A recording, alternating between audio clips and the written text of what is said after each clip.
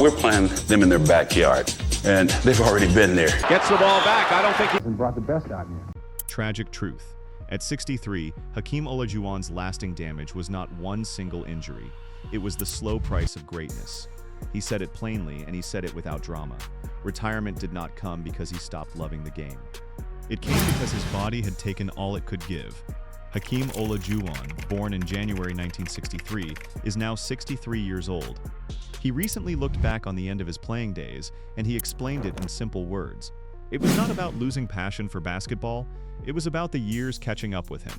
His body had quietly carried too much weight for far too long, and eventually, after everything, it simply asked for peace. And if stories like this help you see legends in a deeper way, use the hype feature and give this video some hype.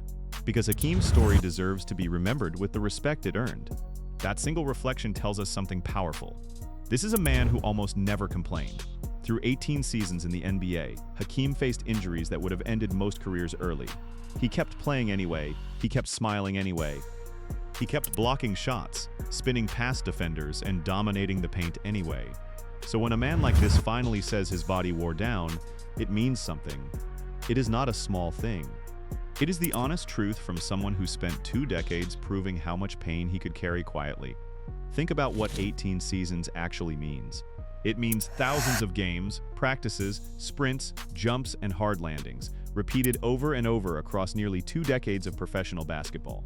Most people never play a single organized basketball game with that kind of intensity in their entire lives. Hakeem did it as his job night after night for 18 years.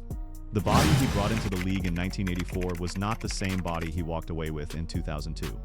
Something had to give. Eventually, no matter how gifted or disciplined he was. This is not a story about a shocking new diagnosis.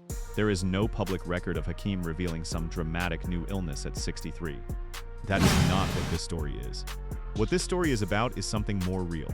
It is about 18 years of hits, twists, falls, and recoveries. It is about a body that gave everything it had to a game it loved, and what that giving actually cost. The truth does not need to be exaggerated to be powerful. The truth on its own is already enough. Hakeem Olajuwon is remembered as one of the most graceful centers to ever play basketball. He moved like a much smaller man. He spun through defenders with footwork nobody else his size could match. He blocked shots with timing that looked almost like magic. Fans loved watching him because he made a hard game look easy. But easy is never the full story. Behind every graceful spin was a joint-absorbing force. Behind every soft turnaround jumper was a knee-bending underweight. It was never built to hold forever. The beauty hid the cost. Today, we are going to look at that cost honestly, and with the respect Hakeem has always deserved. This is not just a highlight reel story. This is the other half of the story, the half that never made it onto the scoreboard. Every championship, every award, every unforgettable move came with a bill attached, one that Hakeem quietly paid with his own body across 18 years. Understanding that bill does not take anything away from his greatness. If anything, it makes his greatness even more remarkable, because now we understand what it actually took to achieve it. Hakeem Olajuwon was never a man who liked to make his health problems sound big. Look at how he handled real medical scares during his career. In 1996, doctors found an irregular heartbeat, something called atrial fibrillation. This is a real heart condition, and it can be serious. But when Hakeem talked about it in public, he did not sound afraid. He simply said that millions of people have the same thing, and that it was not life-threatening. He treated it like a small bump, not a crisis. Then in 2001, doctors found a blood clot in his lower leg. A blood clot is a serious medical event. It needs careful treatment, and it can even be dangerous if it moves.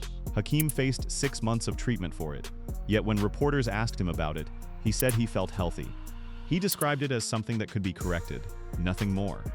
Again, he downplayed what most people would consider frightening news. This pattern matters. It tells us who Hakeem really is. He is not someone who reaches for sympathy. He is not someone who exaggerates pain simply to gain sympathy or attention from fans and reporters. Across his whole public life, he has done the opposite. He has minimized his struggles again and again. So when this same man, so many years later, finally says that wear and tear ended his career, we should listen closely. A man who spent his whole career shrinking his pain down to nothing does not casually admit that his body broke him. If Hakeem says the cost was real, it was real. Compare that to how many athletes today talk about their bodies. Injuries get announced with press releases. Recoveries get tracked on social media. Every ache seems to become a headline. Hakeem's era and Hakeem's personality worked differently. He played through real, documented health scares while telling the public these were minor things, nothing to worry about. That habit of quiet endurance makes his later words carry even more weight. He was never chasing attention for his pain. He simply lived with it, game after game, and only much later, with the benefit of distance and time, did he name what it had actually cost him. That pattern of quiet strength is part of why this story matters so much. It is not about weakness. It is about how much strength it actually took to keep playing at the highest level for 18 years, while carrying pain that most people never even knew about. Most fans in the stands, cheering for another Hakeem block or another smooth spin move in the paint, had no idea what his body was quietly managing behind the scenes. That gap between what fans saw and what Hakeem actually carried is exactly what makes this story worth telling now, with the full picture finally in view. To understand why his body paid such a heavy price, you have to understand how he played. Hakeem was not built like a typical center. Most big men in his era were slow and heavy, planted near the basket, using pure size to survive. Hakeem was different. He was quick. He had footwork that looked more like a dancer than a 7-footer. He could spin one way, fake another, and glide past defenders who never saw it coming. His nickname, the Dream, came from how smooth his moves looked on the court. But here's the truth behind that smoothness. Every spin move puts twisting force through the hips and knees. Every quick change of direction sends pressure through the ankles. Every explosive jump, again and again, over 18 seasons, adds up on the joints that absorb the landing. A slower, more stationary center avoids some of this stress simply by moving less. Hakeem's game was built on movement, so his body absorbed far more repeated stress than most players his size. Playing so much of his career in tight spaces near the basket added even more to this cost. In the paint, players are packed close together. There is contact on almost every possession. Elbows, hips, and knees collide constantly. A player fighting for position under the rim takes small hits over and over, game after game, year after year. None of these hits look dramatic on their own, but when you add them up across 18 seasons, they become something much bigger. This is the part of the story that deserves real admiration. Hakeem's greatness came from being different. His footwork, balance, and craft made him unlike any other center of his time. But those very same qualities, the things that made him unstoppable, were also the things quietly wearing his body down. Greatness and cost were tied together the whole time. He could not have one without paying for the other. Think of it like a machine built for speed and precision instead of raw power alone. A slow, stationary center might move less, but they also spare their joints from a certain kind of repeated stress. Hakeem's whole game rejected that trade-off. He chose motion. He chose finesse over standing still. That choice made him one of the most exciting players to ever step on a basketball court. But it also meant his knees, hips, ankles, and back were working overtime on every single possession for 18 years straight. The very things fans loved most about watching him play were the same things his body was quietly paying for behind the scenes. Now let's walk through what actually happened to his body, piece by piece across those years. This part of the story is not meant to feel cold or clinical. Each of these moments is part of one larger story, the story of a body absorbing more and more until it finally had enough. In January 1991, Hakeem suffered serious eye trauma. During a game, he took an elbow near his eye, and it caused a fracture near the bone around his eye socket. It was a scary injury. He missed significant time recovering from it. This kind of injury reminds us that basketball, no matter how much finesse a player brings to it, is still a contact sport at its core. Even the most graceful player on the court is still fighting for position under the rim, where elbows fly and collisions happen in an instant, often faster than the eye can even follow. This early injury was a warning sign of just how physical his career would truly be, even for a man whose game looked so smooth and effortless from the stands. Around that same period in 1991 and into 1992, Hakeem dealt with an irregular heartbeat, known as atrial fibrillation. As we mentioned, he downplayed it publicly, but this is a real heart condition that needed monitoring. Carrying a heart issue while also performing at an elite physical level adds another layer to how much his body had to manage. In 1992, there was a disputed hamstring injury. Hakeem believed he was not fit to play, even though the team's doctors had cleared him. This disagreement turned into a bitter conflict at the time. Whatever the full truth was, it shows a pattern that appears again later in his career. His own sense of his body's limits sometimes clashed with outside expectations. It is worth remembering that Hakeem, more than the people evaluating him from the outside, was the one who actually felt what his body could and could not do. Years later, that same instinct for knowing his own limits would guide his final decision to walk away from the game entirely. In November 1997, Hakeem had surgery on his left knee. Team doctors said the injury came from ordinary wear on the joint after years of use. Later reporting identified the specific repair as something called a medial plica, a small fold of tissue inside the knee that can become irritated and painful with repeated stress. This surgery is one of the clearest, most direct pieces of evidence that his knees were absorbing real, lasting damage. By this point in his career, Hakeem had already played more than a decade of professional basketball. His knee had absorbed thousands of jumps, landings, and sudden changes of direction. The surgery did not come from one bad step. It came from years of small, repeated stress finally reaching a breaking point. In December 1999, Hakeem needed hernia surgery. He missed 20 games recovering. A hernia can happen from repeated strain on the abdominal area, something fairly common in athletes who push their bodies through years of hard physical exertion and constant competition. In the year 2000, Hakeem developed a condition called reactive airway disease. This condition restricts airflow during hard exercise, causing spasms in the lungs and leaving a person short of breath and fatigued. For an athlete who depended on constant movement and stamina, this made every game harder than it should have been. Then in March 2001 came the blood clot in his lower leg, which we already touched on. This was treated for 6 months. A clot like this can be dangerous, and it added yet another serious health challenge to a body that was already carrying a great deal. Doctors watched it carefully during those 6 months, and Hakeem still tried to stay engaged with basketball as much as he could. By this stage, he had already survived eye trauma, heart irregularities, a hamstring dispute, knee surgery, and hernia surgery. Each new problem was landing on a body with less and less room to absorb it.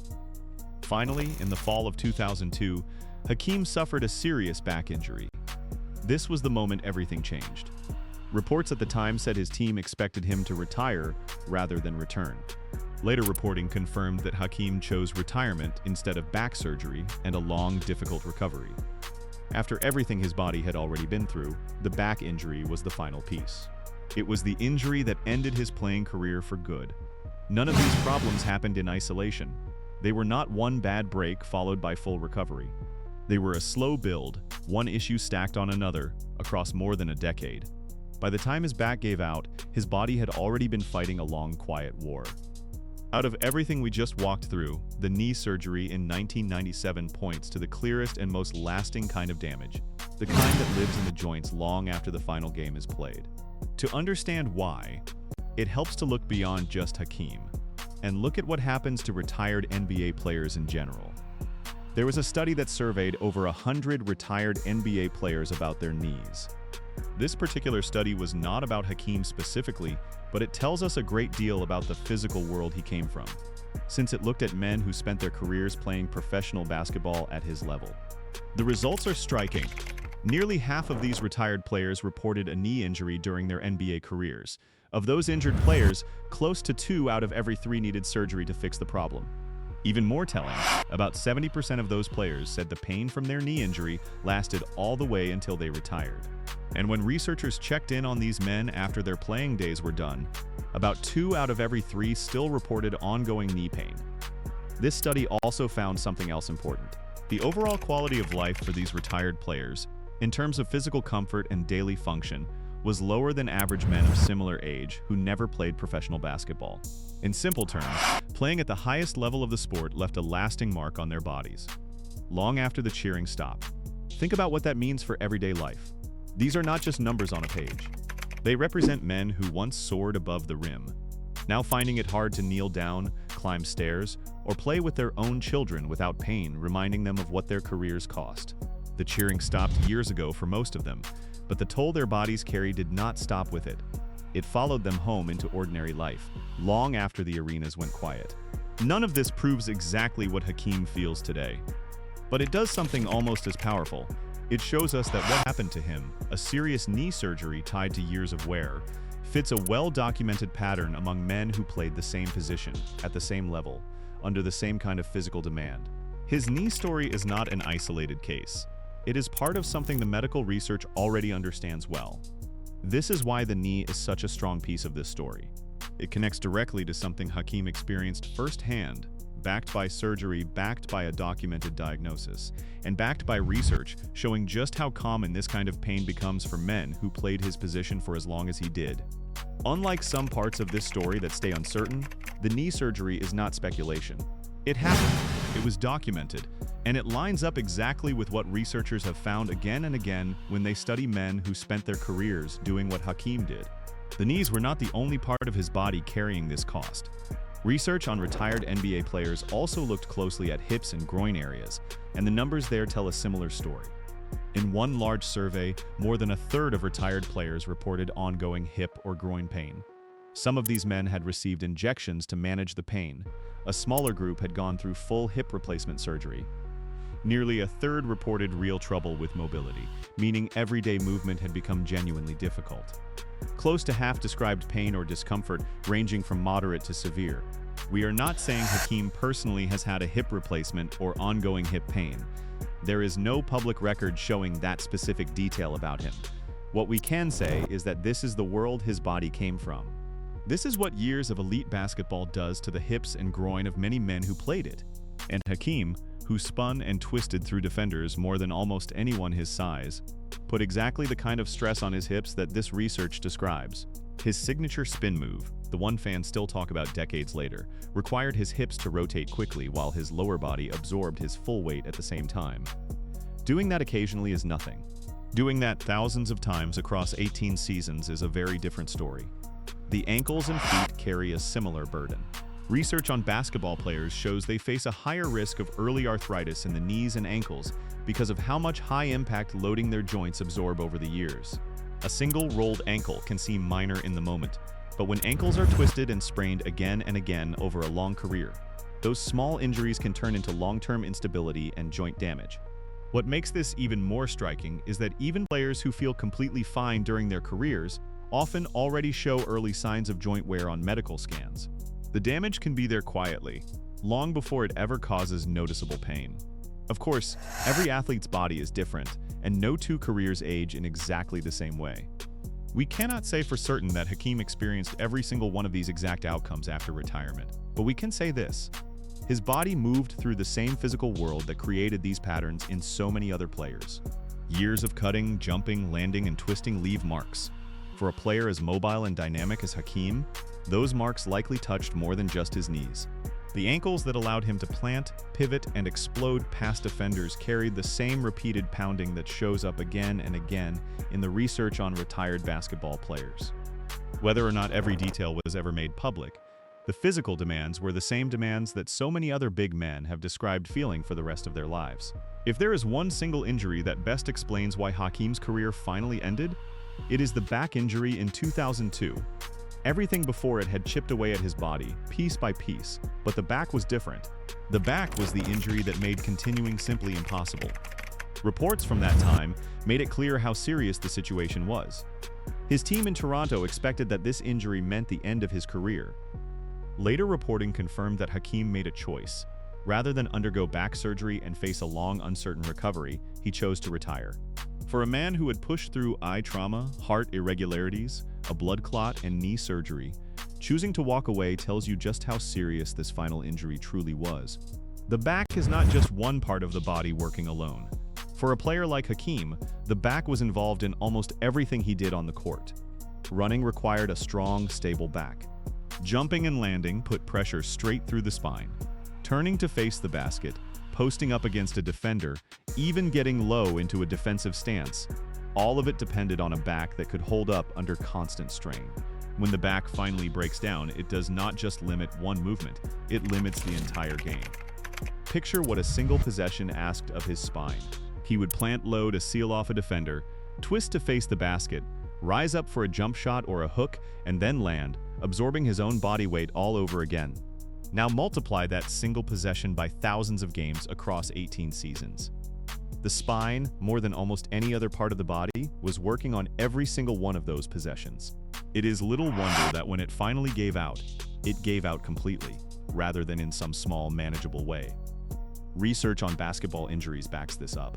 Over a period of many years, studies tracking NBA injuries found that a meaningful share involved the lower spine.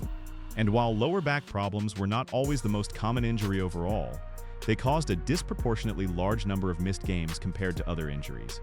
In other words, when the back goes, players are out for a long time, if they come back at all.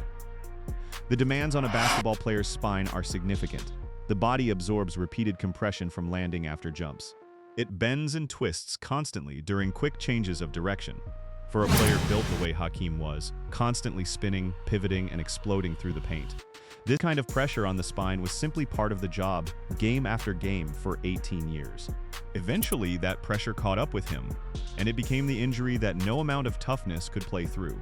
What makes this injury so significant in Hakeem's story is that it was the one problem toughness alone could not solve. Every earlier setback, the eye, the heart, the hamstring, the knee, the hernia, the breathing trouble, the blood clot, he had found a way through each of them. He kept coming back. He kept playing at a high level, even while carrying all of that history in his body. The back was different.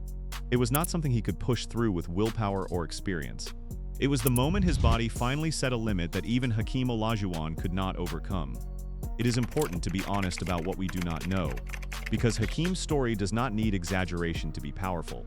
There is very little evidence connecting Hakeem specifically to long-term brain or nervous system problems.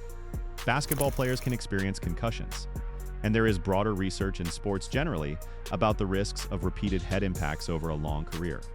But there is no credible public information showing that Hakeem has ever reported memory problems, mood changes, or any kind of brain-related diagnosis. This part of his story simply is not documented, and it would be wrong to suggest otherwise. There is also no detailed modern interview where Hakeem lists out current symptoms, medications, or specific diagnoses from doctors today. What we have is his own simple statement that wear and tear on his body led to his retirement. That statement is honest and meaningful on its own. It does not need to be dressed up with claims that go beyond what has actually been said or documented. It is worth pausing here to appreciate why restraint actually makes this story stronger, not weaker. Anyone can invent a shocking headline. Anyone can guess at symptoms that were never confirmed, but that is not respect.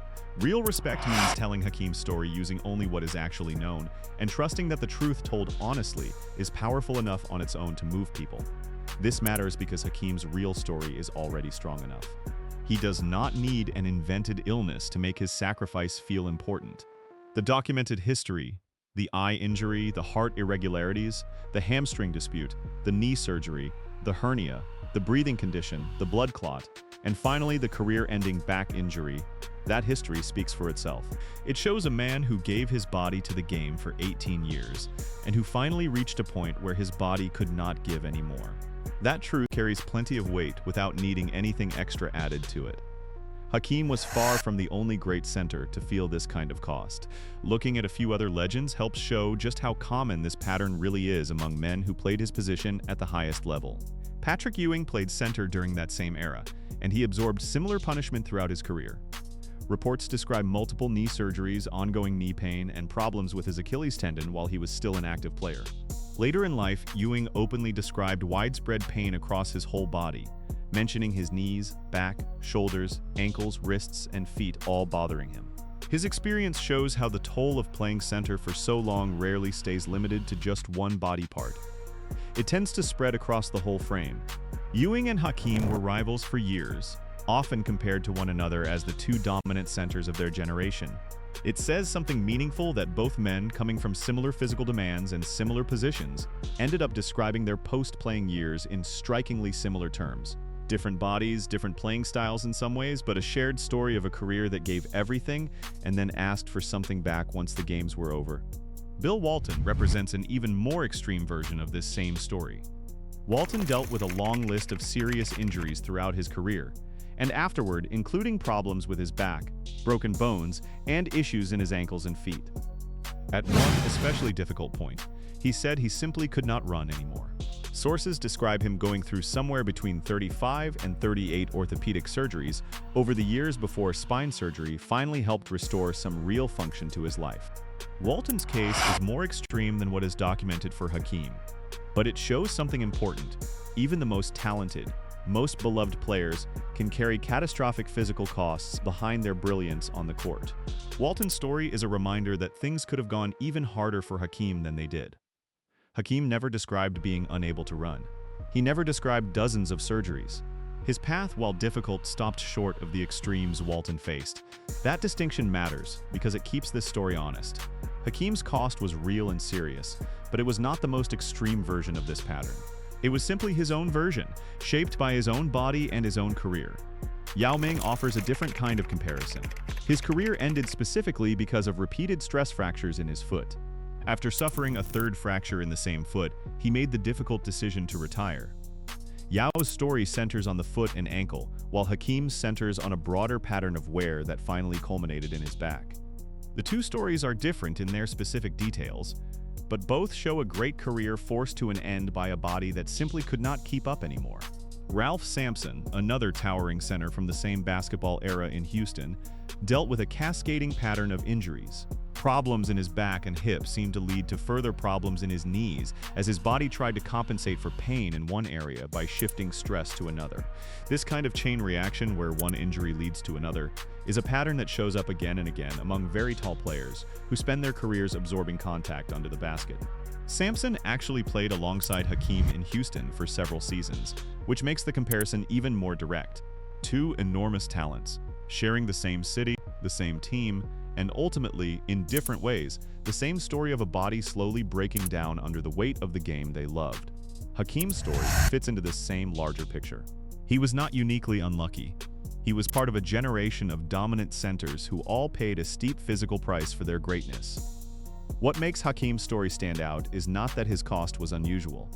It is that he carried it with such quiet dignity for so long. Even with everything his body endured, Hakeem never let the game define him, only through pain.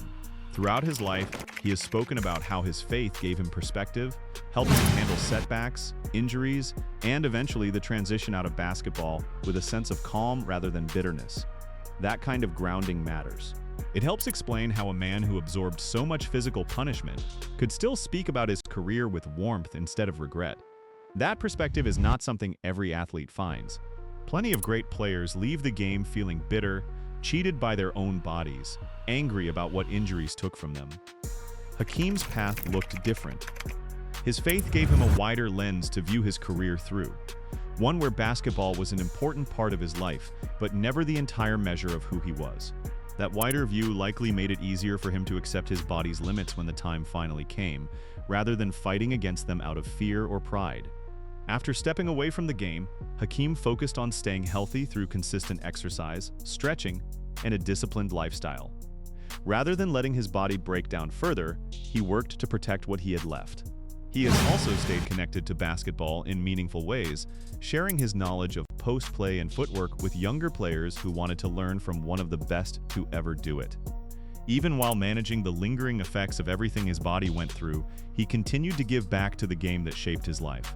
Think about the discipline it takes. A man whose body had already been through eye trauma, heart irregularities, multiple surgeries, and a career-ending back injury, choosing to stay active rather than give up on movement altogether. That choice reflects the same mindset that made him great as a player in the first place. A refusal to let circumstances decide everything for him. He managed what basketball had left behind, instead of being managed by it. This is the part of the story that lifts everything else up. Yes, basketball took a real physical toll on Hakeem Olajuwon, but it did not take his discipline. It did not take his humility. It did not take his love for the game, and it did not take his ability to pass that knowledge forward to the next generation. What his career cost him in physical terms, his mindset and character allowed him to hold on to everything that truly mattered. So when we look back at Hakeem's story, the full picture becomes clear. His retirement was never about losing his love for basketball. It was about a body that had given everything it had to give over 18 long seasons until it finally needed rest. The eye injury, the heart irregularities, the hamstring dispute, the knee surgery, the hernia, The breathing trouble, the blood clot, and the back injury that finally ended it all. These were not signs of weakness. They were the price of playing as hard, as gracefully, and as fully as Hakeem always did. Every single one of those moments, taken on its own, might seem like a small chapter in a long career. But taken together, they tell the real story behind the highlight reels. Behind every spin move, every blocked shot, every championship celebration, there was a body-absorbing cost that fans rarely saw, and Hakeem rarely mentioned. That is the hidden half of his greatness. The half this video was built to finally bring into the light, with the honesty and respect it has always deserved. The lasting damage is real, nobody should pretend otherwise. But so is the legacy he built along the way. Hakeem's body may have paid a heavy price for his greatness, but his name still carries something that pain cannot touch. It carries grace. It carries skill. It carries toughness that few players in history have ever matched. And it carries the respect of everyone who watched him play, and everyone who understands, even a little bit, just how much it cost him to give the game everything he had. Years from now, people will still watch old footage of Hakeem spinning past defenders, still marvel at his footwork, still study his game as one of the finest ever played by a center. Few of them will think about his eyes, his heart, his hamstring, his knee, his hernia, his lungs, his leg, or his back while they watch. But now, having heard this story, you will understand something deeper every time you see that footage. You will see not just a legend performing, but a man quietly paying a price for every second of it. Hakeem Olajuwon should be remembered not only for what he did on the court, he should be remembered for what it took from him to do it, and for the quiet strength he showed carrying that cost for so many years without ever asking for pity. That is the deeper truth behind the man they called the Dream, and it is a truth worth honoring. He gave the game his knees, his hips, his back, and years of quiet pain most fans never saw. In return, he gave the world some of the most beautiful basketball ever played. That trade, made quietly across 18 long seasons, is the real story behind the highlight reels, and it deserves to be remembered with exactly the respect and gratitude it has always rightfully earned.